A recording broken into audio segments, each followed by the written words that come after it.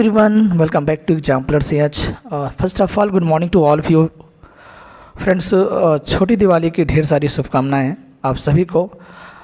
PGT के तहत हम लोग बात कर रहे थे फ्रेंड्स निजिम स्केल को, और आज उन पर इम्पॉर्टेंट जो अक्सर पूछा गया है इम्पॉर्टेंट वन लाइनर है, आइए देखते हैं। इम्पॉर्टेंट है, वीडियो लाइक और शेयर करना मत भूलिएगा। शुरू करते हैं question number 1।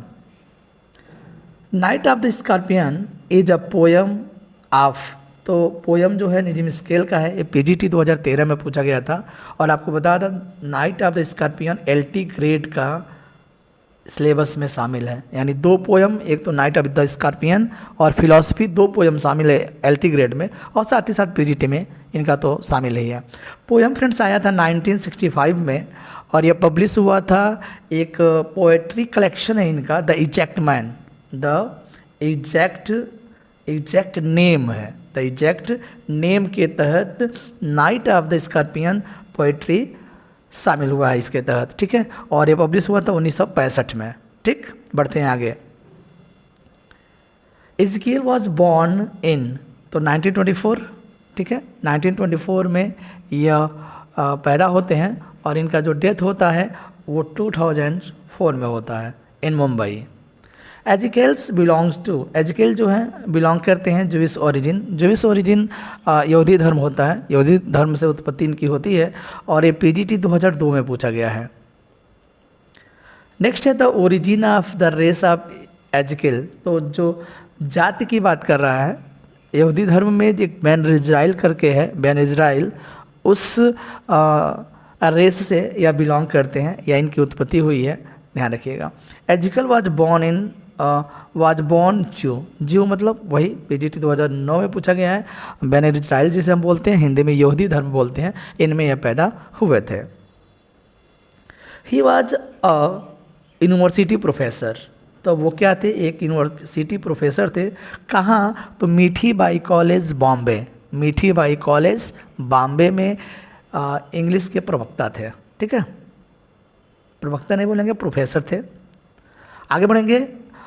In night of the scorpion the mother was stung by a scorpion, तो इस पोयम में पोएट की माँ को ही डंक मार दिया है स्कॉर्पियन। स्कॉर्पियन समझ रहा है ना, बिच्छू, और ये पीजीटी 2004 में पूछा गया, उसकी माँ को डंक मार दिया था बिच्छू ने।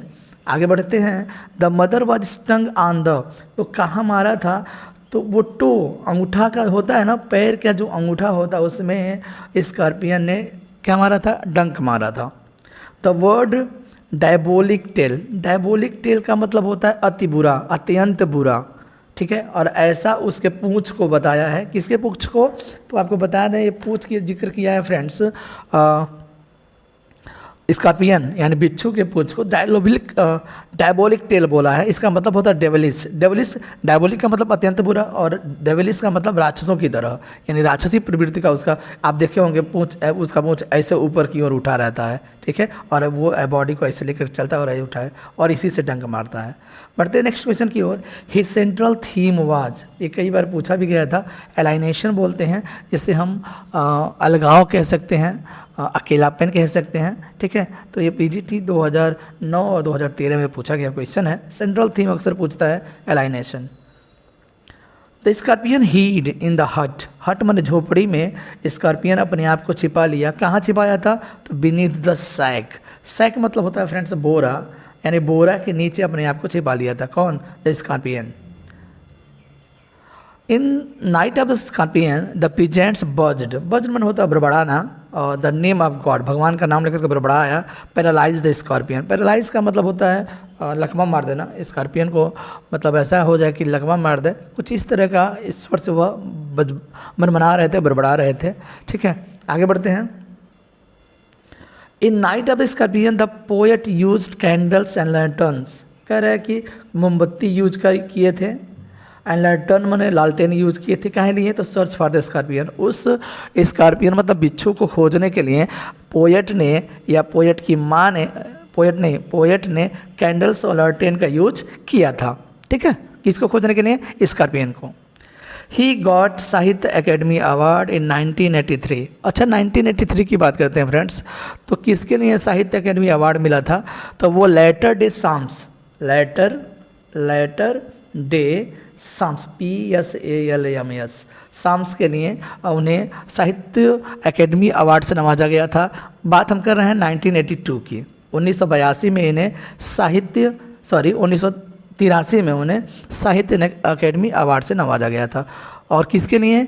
तो लेटर डे साम के लिए, जो 1982 में पब्लिश हुआ था। ठीक है, ध्यान रखिएगा। 83 में मिलता है और 82 में उनका जो पोएम कलेक्शन आता है लेटर डे साम्स, उसी के लिए मिलता है। In night of the scorpion the peasants believed that the moment of the scorpion as, कह रहा है कि उस night of the scorpion poem में जो किसान हैं ऐसा मानते हैं कि the moment of the scorpion, यानी स्कॉर्पियन जितना ही मूवमेंट करेगा उतना ही बैड होगा फॉर द मदर, यानी उसकी मम्मी के लिए उतना ही बुरा होगा। यानी डंक मार करके जितना मूवमेंट करेंगे, ठीक है, उतना ही उसकी मम्मी के लिए बुरा होगा, ऐसा बोला गया है। The peasants call this world as the unreal world, तो कह रहे हैं कि ऐसे इस संसार को किसानों ने, पीजेंट्स ने अनरियल वर्ड का नाम दिया है। अनरियल जो वास्तविक कह सकते हैं, जो सत्य ना हो, जो ट्रू ना हो। नेक्स्ट है in night of the scorpion the father was, तो स्केप्टिक एंड रेशनलिस्ट होता है। आपको बता दें इसका मतलब होता है, एक तो उलझन में होता है, ठीक है, उलझन, और साथ ही साथ रेशनलिस्ट का मतलब होता है तर्क संगत, यानी ऐसे परिस्थितियों में उसके पिता थे।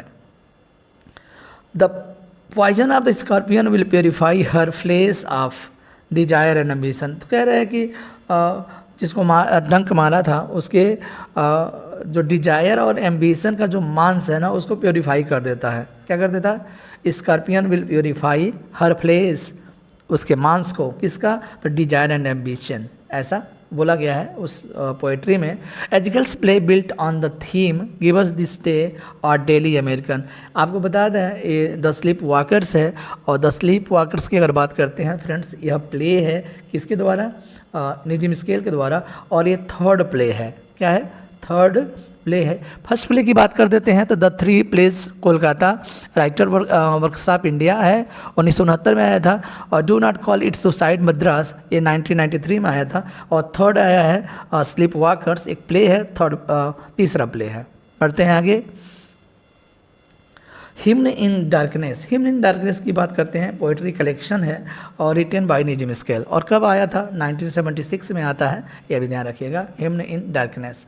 Background casually is written by Nissim Ezekiel, तो बैकग्राउंड कैजुअली में आपको बताया था 2000 में पूछा गया, PGT 2000 में। और बैकग्राउंड कैजुअली के लिए इन्होंने अपना ऑटोबायोग्राफिकल कुछ लाइनें लिखी हैं, यानी उनसे संबंधित अपने आप को बहुत ही चालाक पोएट मानते हैं। इसमें इस पोयम में हम बात कर रहे हैं बैकग्राउंड कैजुअली का, ठीक है, एक पोयम है।